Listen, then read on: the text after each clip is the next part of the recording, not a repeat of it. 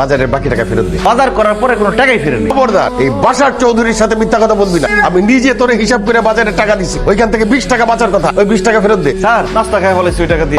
একটা কলা 5 টাকা আর একটা বনরুটি 5 টাকা, 10 টাকা, বাকি 10 টাকা ফেরত দে। দোকানদারে গিয়ে আব্বা ডাকলেও 5 টাকা একটা কলা দিব না।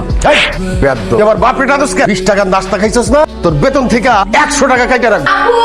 এই আবল আবল করতেছেন কে? দেখ আমি দাঁড়াইছি। আমি সেই কখন ঘুম থেকে উঠে গেছি, আমার ব্যাগটি কোথায়? সকালবেলা উঠে আমি যে চাটা খাই সেটা দিতে বলছি। আর স্যার কেমনে দেবো ম্যাডাম? আমি বাজার করতে গেছিলাম। কিন্তু একটা বাচ্চা, তোর কত বড় সাহস, তুই আমাকে ব্যাগটি না দিয়ে তুই বাজার করতে গেছিস? আবার নাস্তার টেবিল কেন ফাঁকা? আমি বাজার করতে গেছিলাম। তুই জানিস না সকালবেলা উঠে টেবিলে নাস্তা না দেখলে আমার মাথা খারাপ হয়ে যায়। সবই জানি ম্যাডাম। আপনাদের বাসায় যে কাজ, আমার মনে হয় যে আমার হাত পা কম হয়ে গেছে। আমার যদি আরো 4টা হাত 4টা পা থাকতো তাহলে খুব ভালো হইতো।